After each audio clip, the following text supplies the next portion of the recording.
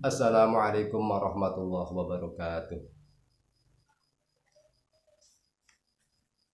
Al-Fatihah. A'udzu billahi minasyaitonir rajim. Bismillahirrahmanirrahim. Alhamdulillahirabbil alamin arrahmanir rahim maliki yaumiddin. Iyyaka na'budu wa iyyaka nasta'in. Ihdinas siratal mustaqim siratal ladzina an'amta 'alaihim ghairil maghdubi 'alaihim waladdallin. Amin. Al-Fatihah. Bismillahirrahmanirrahim. Alhamdulillahirabbil alamin arrahmanir rahim maliki yaumiddin. Iyyaka na'budu wa iyyaka nasta'in. Ihdinas siratal mustaqim siratal ladzina an'amta 'alaihim ghairil maghdubi 'alaihim waladdallin. Amin. Al-Fatihah. Bismillahirrahmanirrahim. Alhamdulillahirabbil alamin arrahmanir rahim maliki yaumiddin. Iyyaka na'budu wa iyyaka nasta'in. Ihdinas siratal mustaqim siratal ladzina an'amta 'alaihim ghairil maghdubi 'alaihim waladdallin. Amin. Bismillahirrahmanirrahim. Marilah kita teruskan kembali pengajian kitab Irsyadul Ibad pada malam hari ini. Oleh semua saudara-saudara, di tengah kesibukan kita sempatkan untuk menuntut ilmu. Mudah-mudahan kita mendapatkan ilmu yang manfaat, barokah fid dini wa dunya wal akhirah. Bismillahirrahmanirrahim. Wasammaituhu lan ngarani sapa ingsun ing kitab. Ngarani bi irsyadil ibadi kelawan aran kitab Irsyadil Ibad ila sabilir rosadi maring benere, maring dalane pira-pira kebeneran. Irsyadil ibadi nuduhake pira-pira kawula ila sabilir rosadi maring benere pira-pira dalan. Jadi kitab ini, kitab yang kita kaji ini oleh pengarangnya Kiai Musonef diberi nama Irsyadil Ibad ila Sabilir Rasyad, menunjukkan kepada semua hamba-hamba Allah menuju banyak jalan kebenaran. Qala mu'allifuhu rahimahullah ta'ala wa nafa'ana bihi wa bi ulumihi fid dharain amin. Wa samaitu lan ngarani sapa ingsun ing kitab Irsyadil Ibadi kelawan aran Irsyadil Ibad ila Sabilir Rasyad, rajian halih wong kang ngarep-ngarep minallahi saking Gusti Allah al-Jawadi dat kang akeh lomane utawa banget lomane, sangat dermawan. Ngarep-ngarep ayar sadani ing yen to nuduhake sapa Allah ing ingsun bihi kelawan sebab kitab wa jami'al ibadilan nuduhake ing pira-pira ing sekabehane kawulane Gusti Allah den tuduhake ila daril khuludi maring swarga desa panggonane langgeng. Ya maksudnya berharap kepada Allah Subhanahu wa ta'ala, Tuhan yang maha dermawan. Harapan beliau adalah mudah-mudahan dengan adanya kitab Irsyadul Ibad ini Allah menjadikannya sebagai wasilah, sebagai petunjuk khusus kepada diri mu'allif pengarang kitab ini, dan juga kepada semua hamba-hamba Allah. Ditujukan kemana? Ditunjukkan kepada jalan-jalan terbaik untuk menggapai ridha Allah yang akhirnya akan masuk insya Allah ke surga Allah, tempat keabadian. Inna utaman setuhune Gusti Allah iku karimun, dat kang banget lomane, wadudun tur dat kang banget demene. Sebab Allah itu adalah Tuhan yang maha dermawan, maha mengasihi. Rawus ngriwayatake sapa Asy-Syaikhani, Syekh loro utawa guru loro, rupane Al-Bukhari, Imam Bukhari wa Muslimun dan Imam Muslim. Dalam fan ilmu hadis ini ketika disebutkan Syaikhani, maka secara otomatis yang dikehendaki dengan Syaikhani ini adalah Imam Bukhari dan Imam Muslim. Rawahus ngriwayatake sapa Asy-Syaikhani, wong tua loro utawa guru loro rupane Al-Bukhari Imam Bukhari wa Muslim dan Imam Muslim an Umar bin Al-Khattab saking Sayyidina Umar bin Khattab radhiyallahu an muga-muga ngridoni sapa Allah anhu saking Sayyidina Umar bin Khattab qala sing diriwayatake napa niki lafat qala ing lafat qala sami'tu Rasulullah sallallahu alaihi wasallam yaqul innamal a'malu binniyat wa innamal likulli imri'in ma nawa faman kanat hijratuhu ila Allahi wa rasulihi fa hijratuhu ilallahi wa rasulihi wa man kanat hijratuhu lidunya yusibuha awim mra'atin yang tihuha fa hijratuhu ila ma hajara ilai. Qala musdawuh sapa Sayyidina Umar bin Khattab dawuh sami tu midanget sapa ingsun Rasulullah ing Kanjeng Nabi Muhammad kang dadi utusane Allah sallallahu alaihi wasallam yaqulu halid dawuh sinten Kanjeng Nabi dawuh ing lafat innamal a'malu angin pestine utawi sae pira-pira amal utawa pira-pira lakon iku binniyati kelawan pira-pira niat.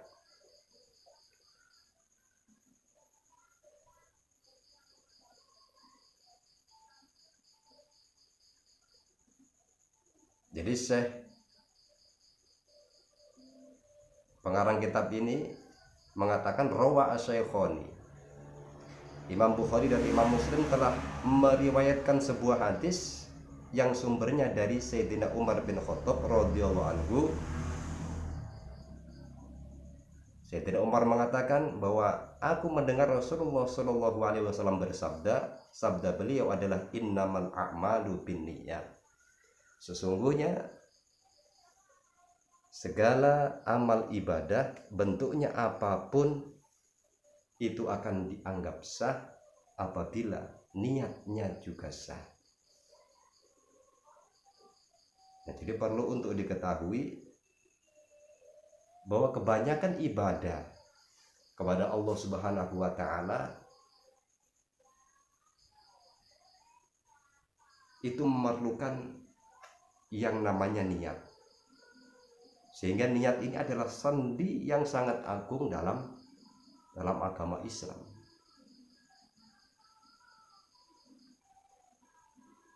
Baik itu berupa ibadah mahdoh ataupun ibadah ghairu mahdoh.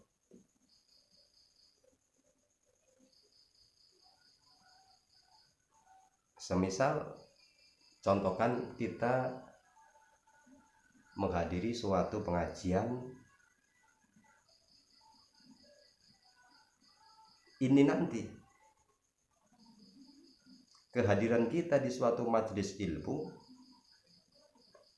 itu akan membuahkan kualitas, sehingga kualitas itu dapat kita rasakan dan kita amalkan dalam kehidupan sehari-hari jika kedatangan kita itu didasari dengan niat atau tujuan yang benar.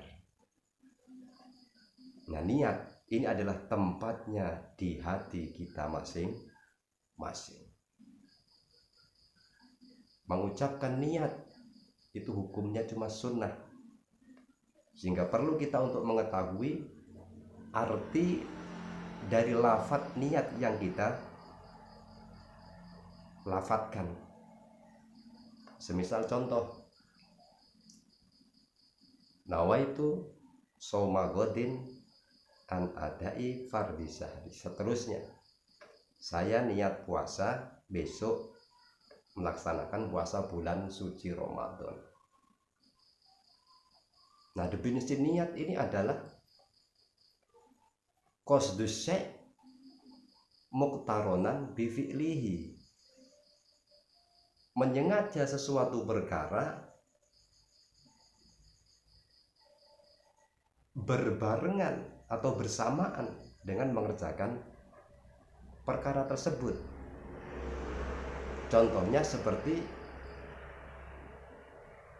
ketika melaksanakan wudhu, maka posisi niat itu harus bersamaan dengan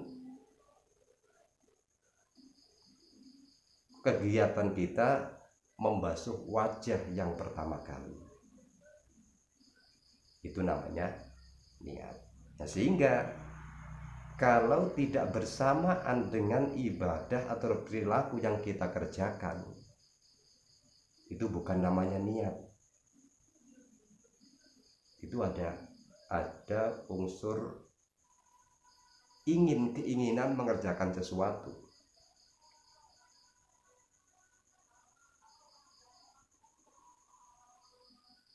Kanjeng Nabi mengatakan innamal a'malu binniyat.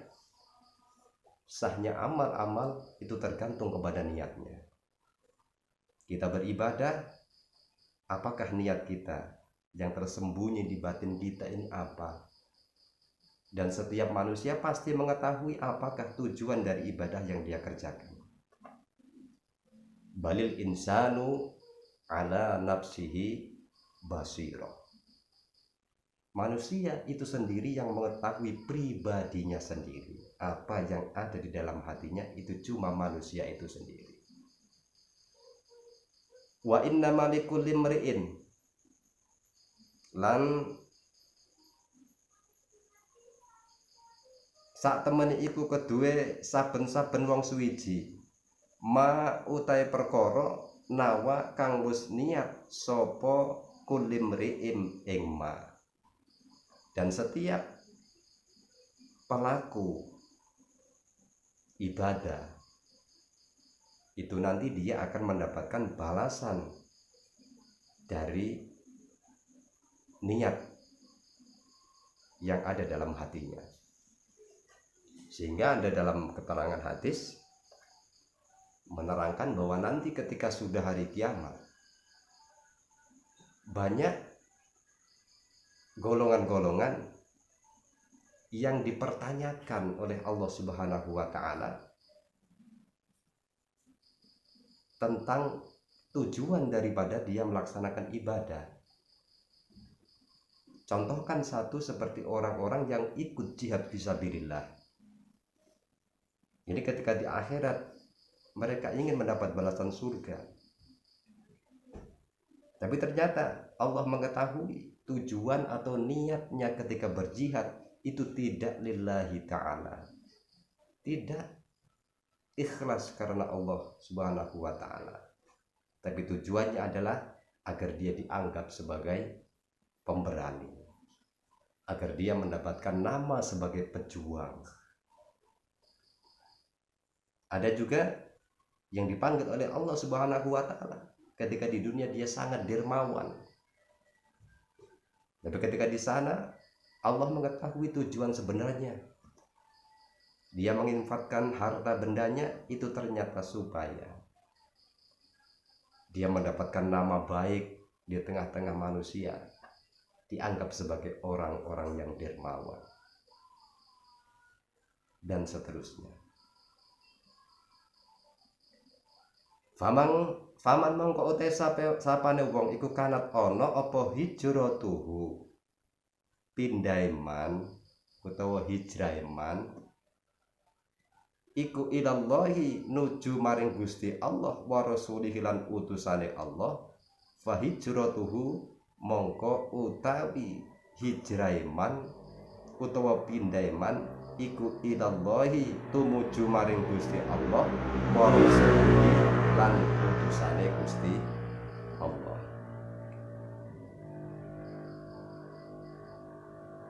Jadi siapa saja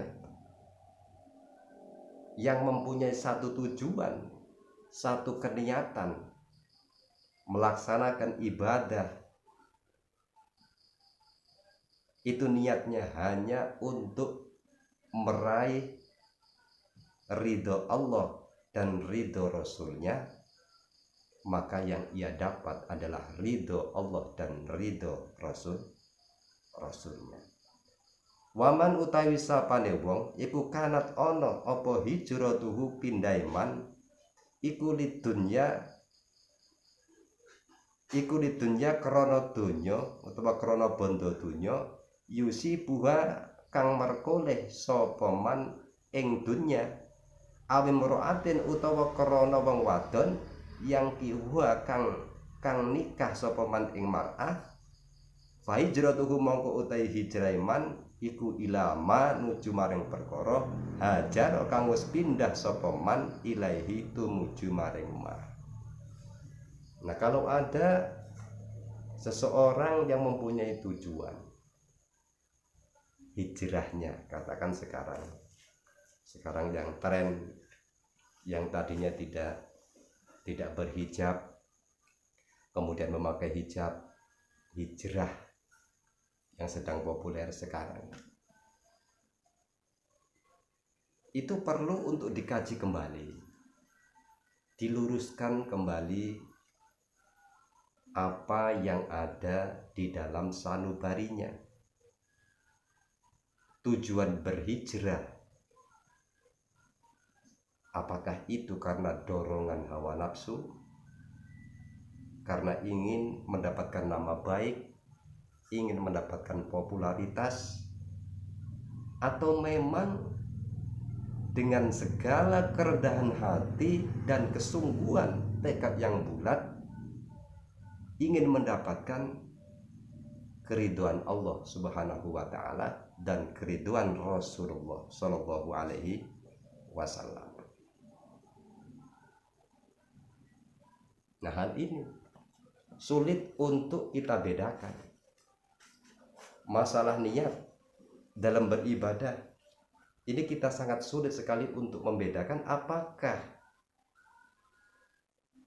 pelaku ibadah itu sudah memposisikan nikmat yang diberikan oleh Allah Subhanahu wa taala sesuai dalam porsinya.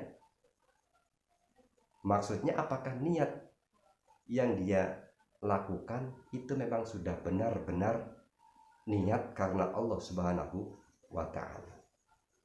Di sini wajibnya, di sini hubungannya Nabi Muhammad SAW memerintahkan kepada umatnya untuk menuntut ilmu.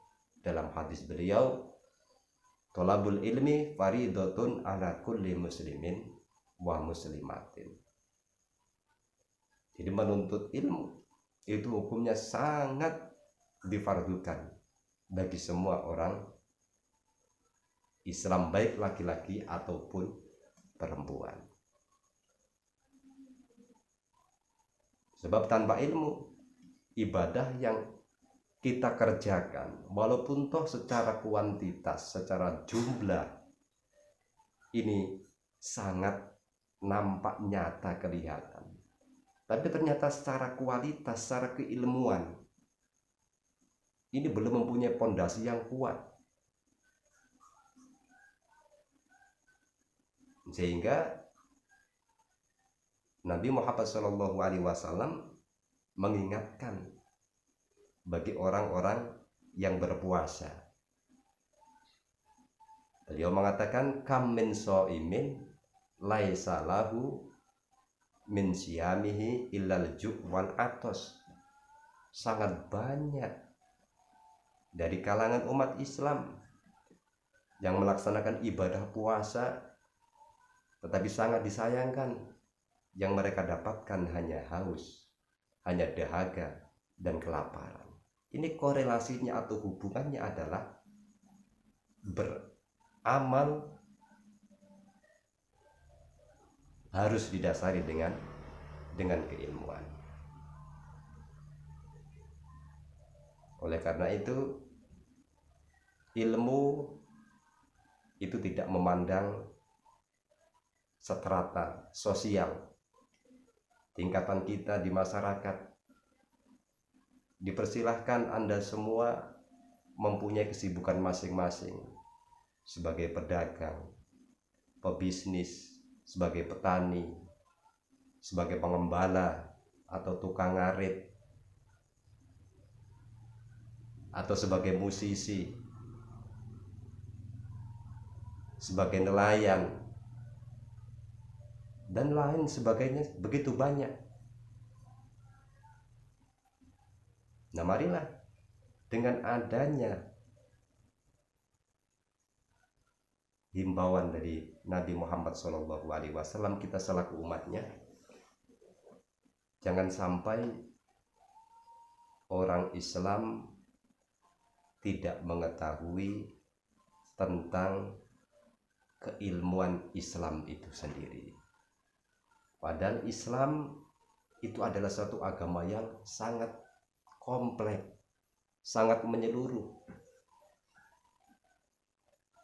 Islam itu kata Nabi.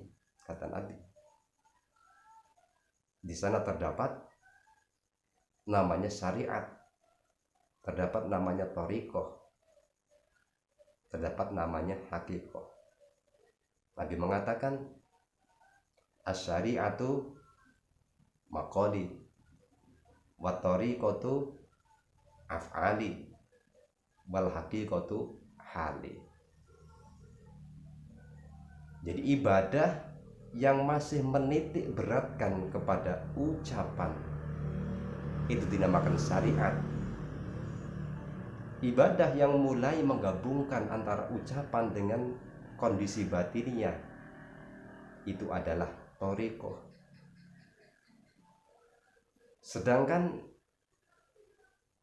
ibadah yang sudah mencakup ucapan dan batinnya secara seimbang itu namanya hakikoh.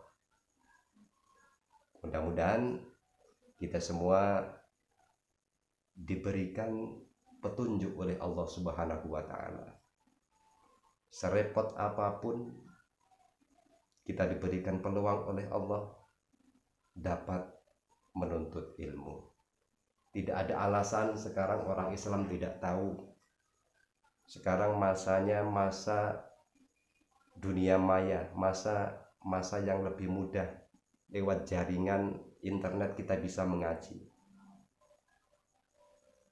Lewat jaringan internet kita bisa mengetahui ilmu-ilmu agama. Tinggal kemauan kita secara pribadi membangkitkan semangat, memperbaiki niat, dan istiqomah untuk menuntut ilmu.